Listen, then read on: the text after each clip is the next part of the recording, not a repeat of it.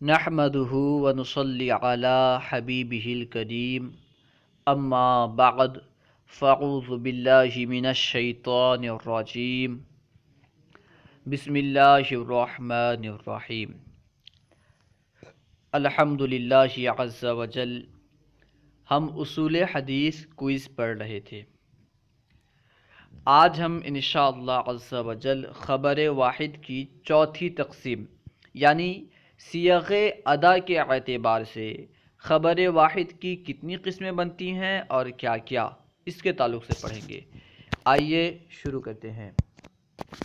خبر واحد کی چوتھی تقسیم، سوال نمبر 72، صیغ ادا کے اعتبار سے خبر واحد کی کتنی قسمیں ہیں، یعنی جس صیغے کے ذریعے سے حدیث کو بیان کیا جاتا ہے اس کے اعتبار سے حدیث کی کتنی قسمیں ہیں؟ جواب، اس اعتبار سے 2 قسمیں ہیں، یعنی صیغ ادا کے اعتبار سے خبر واحد کی 2 قسمیں ہیں۔ نمبر 1 معنعن، نمبر 2 مسلسل۔ سوال نمبر 73، حدیث معنعن کسے کہتے ہیں؟ جواب، وہ حدیث جسے راوی حدثنی، اخبرنی یا سمعت کے بجائے لفظ عن سے بیان کرے۔ جس حدیث کو راوی لفظ عن سے بیان کرے، حدثنی، اخبرنی یا سمعت کے ذریعے سے بیان نہ کرے بلکہ عن فلاں اس طرح بیان کرے، اس حدیث کو حدیث معنعن کہتے ہیں۔ اس صورت میں راوی کا طریقہ عنعنہ کہلاتا ہے، یعنی راوی جو بیان کرتا ہے عن فلاں یہ طریقہ جو ہے یہ عنعنہ کہلاتا ہے اور وہ حدیث معنعن کہلاتی ہے۔ اس کے بعد ہے سوال نمبر 74، حدیث معنعن کا حکم کیا ہے؟ جواب، حدیث معنعن حسب شرائط معلومہ کبھی متصل اور کبھی منقطع ہوتی ہے۔ امام مسلم کے نزدیک حدیث عنعنہ میں راوی اور مروی عنہ کا ہم عصر ہونا ضروری ہے۔ امام مسلم کے نزدیک یہ شرط ہے کہ راوی یعنی جو روایت کر رہا ہے اور مروی عنہ یعنی جس سے روایت کر رہا ہے، دونوں کا زمانہ ایک ہونا ضروری ہے، دونوں ایک ہی زمانے میں موجود ہوں، دونوں ایک زمانے کے ہوں، ٹھیک ہے۔ جبکہ امام بخاری کے نزدیک راوی اور مروی عنہ کے درمیان ملاقات شرط ہے۔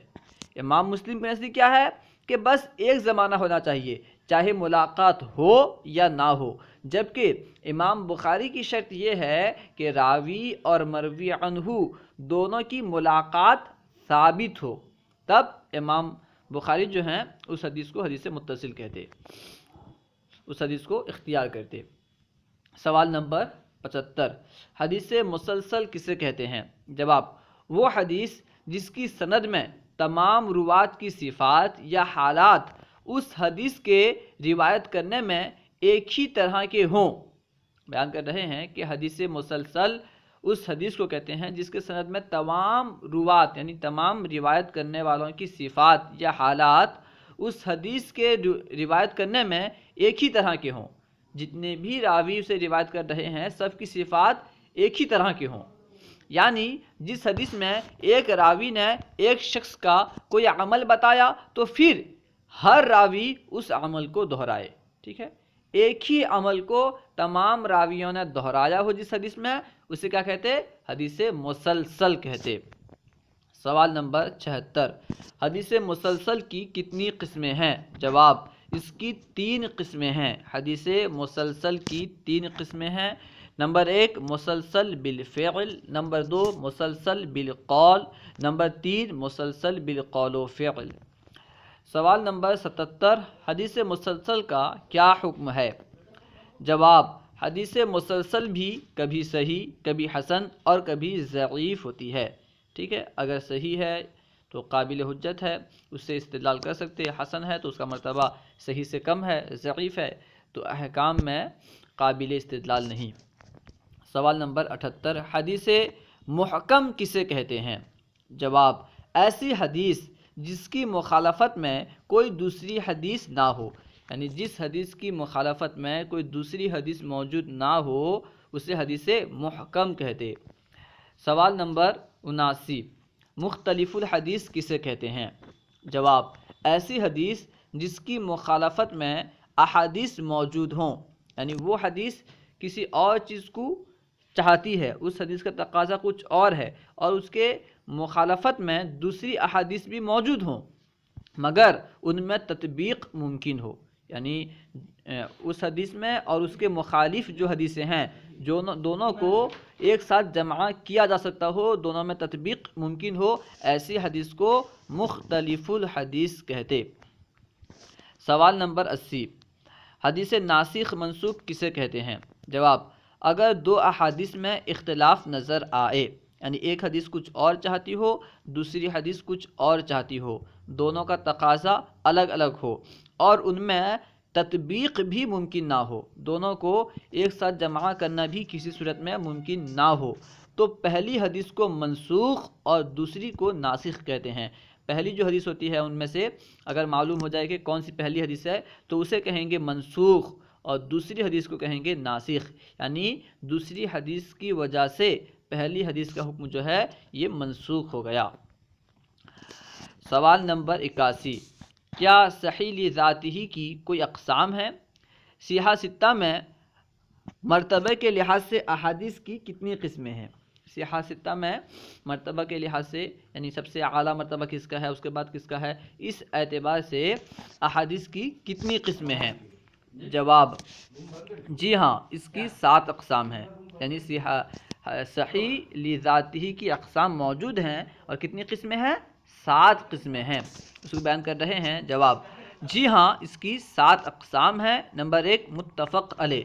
متفق علیہ کس حدیث کو کہتے ہیں؟ جس حدیث کو امام بخاری اور امام مسلم دونوں روایت کریں اسے حدیث متفق علیہ کہتے، اور یہ سب سے بلند ہے اور سب سے اعلیٰ ہے۔ نمبر 2، بخاری کی روایت۔ سب سے پہلے کیا ہے؟ متفق علیہ، جسے بخاری اور مسلم دونوں روایت کریں۔ دوسری قسم ہے بخاری کی روایت، یعنی جسے صرف امام بخاری روایت کریں صحیح بخاری میں۔ نمبر 3، مسلم کی روایت، جسے صرف امام مسلم روایت کریں، اس کا مرتبہ 3 نمبر میں ہے۔ نمبر 4، صحیحین کے شرط والی روایت، جسے انہوں نے ذکر نہ کیا ہو، یعنی کوئی ایسی حدیث جو بخاری اور مسلم دونوں کی شرط پر ہو لیکن اس حدیث کو بخاری اور مسلم میں سے کسی نے بھی روایت نہ کیا ہو، ٹھیک ہے، اس کا مرتبہ ہے 4 نمبر پر۔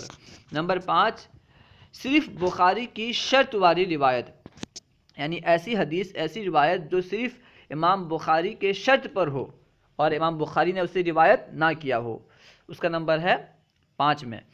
نمبر 6، صرف مسلم کی شرط والی روایت، یعنی جو روایت صرف امام مسلم کے شرط پر ہو، امام بخاری کے شرط پر نہ ہو اور امام مسلم نے اس روایت کو ذکر بھی نہ کیا ہو، ٹھیک ہے۔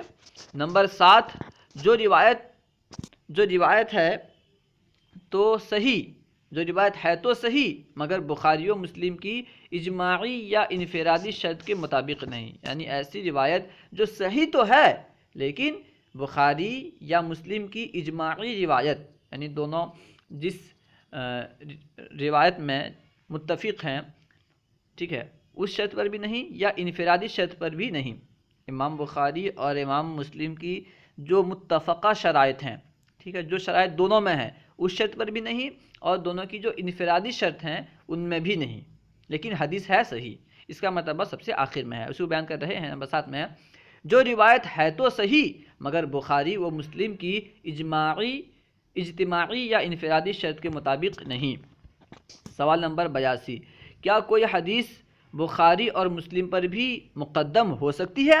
کیا ایسا ممکن ہے کہ کوئی حدیث بخاری اور مسلم کی نہ ہو لیکن بخاری اور مسلم سے اوپر ہو، بخاری اور مسلم سے مقدم ہو؟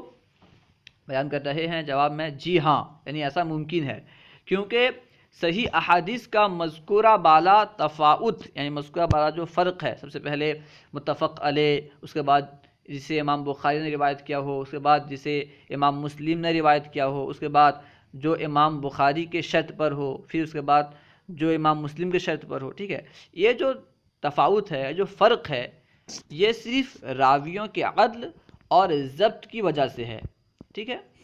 بیان کر رہے ہیں جی ہاں، کیونکہ صحیح احادیث کا مذکورہ بالا تفاوت صرف راویوں کے عدل و ضبط کی وجہ سے ہے، ورنہ دیگر وجوہ سے نیچے درجوں کی اقسام اوپر والے درجے پر ترجیح پا سکتی ہے۔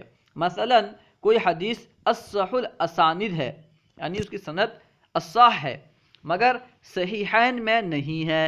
مثلا مندرجہ ذیل سند، یہ جو سند ہے مالک عن نافع عن ابن عمر، یہ اصح الاسانید ہے، یہ موطا میں بہت آتی ہے، بس ایسی سند والی حدیث اصح الاسانید ہونے کی وجہ سے بخاری و مسلم سے مقدم ہوگی۔ سوال نمبر 83، فرد یا غریب کی کتنی اقسام ہیں؟ فرد کسے کہتے ہیں؟ اس سے پہلے آپ پڑھ چکے ہیں، جس کا راوی کسی زمانے میں ایک رہا ہو اسے فرد یا غریب کہتے ہیں، ٹھیک ہے۔ سوال نمبر 83، فرد یا غریب کی کتنی اقسام ہیں؟ جواب، اس کی 2 قسمیں ہیں۔ نمبر 1 فرد مطلق، نمبر 2 فرد نسبی۔ سوال نمبر 84، فرد مطلق کسے کہتے؟ فرد مطلق کی تعریف کیا ہے؟ جواب، ایسی حدیث جس میں صحابی سے روایت کرنے والا ایک راوی ہو۔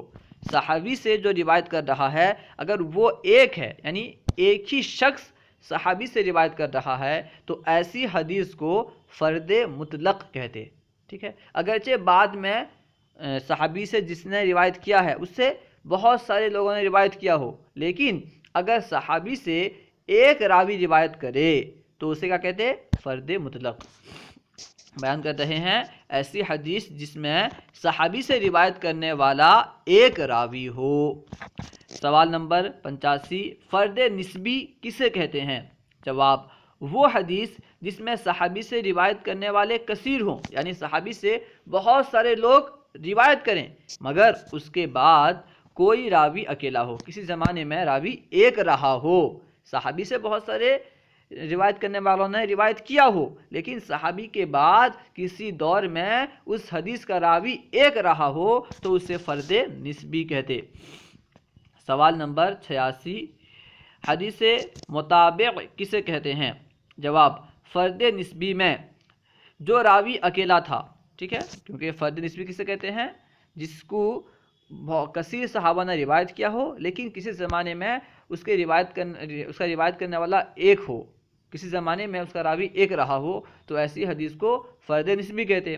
تو فرد نسبی میں جو راوی اکیلا تھا اگر اس کی موافقت کرنے والا کوئی اور راوی مل جائے، یعنی ایسا کوئی راوی مل جائے جو اس راوی کی موافقت کر رہا ہو تو یہ دوسرا راوی متابع کہلاتا ہے اور پہلا راوی متابع کہلاتا ہے، ٹھیک ہے۔ فرد نسبی میں جو راوی اکیلا روایت کر رہا تھا اگر اس کی مطابقت میں کوئی دوسرا راوی مل جائے، اس کی مطابقت کرنے والا کوئی دوسرا راوی مل جائے، تو جو فرد نسبی کی موافقت کر رہا ہے، ٹھیک ہے، پہلے راوی کی جو موافقت کر رہا ہے اسے کیا کہیں گے؟ متابع، اور جس کی مطابقت کر رہا ہے اسے متابع کہیں گے۔ سوال نمبر 87، حدیث شاہد کسے کہتے ہیں؟ جواب، ایک حدیث ایک صحابی سے مروی ہو، ایک حدیث ایسی ہو جس کو روایت کرنے والے بس ایک ہی صحابی ہوں، پھر کسی دوسرے صحابی سے مروی حدیث لفظاً و معناً یا صرف معناً پہلے حدیث کی مانند ہو، تو دوسری حدیث کو پہلی کے لیے شاہد کہیں گے، یعنی کوئی ایسی حدیث ہو جو صرف ایک ہی صحابی سے مروی ہو، ایک ہی صحابی نے اسے روایت کیا ہو، لیکن پھر دوسرے صحابی کی روایت اس حدیث کے موافق ہو، لفظاً موافق ہو یا معناً موافق ہو، ٹھیک ہے، صرف لفظاً اسی کی طرح ہو یا معناً اسی کی طرح ہو، تو جو دوسری حدیث ہے اس کو کیا کہیں گے کہ یہ دوسری حدیث پہلی حدیث کے لیے شاہد ہے۔ اللہ و رسولہ اعلم۔ اگر کوئی بات آپ کو سمجھ میں نہ آئی ہو یا درسیات کے متعلق کوئی سوال کرنا چاہتے ہوں تو کمنٹ باکس میں سوال کریں، انشاءاللہ عز و جل ممکنہ صورت میں جواب دیا جائے گا۔ اگر آپ ہمارے فیضان درس نظامی واٹس ایپ گروپ یا ٹیلی گرام گروپ میں ایڈ ہونا چاہتے ہیں تو ہم سے رابطہ کریں۔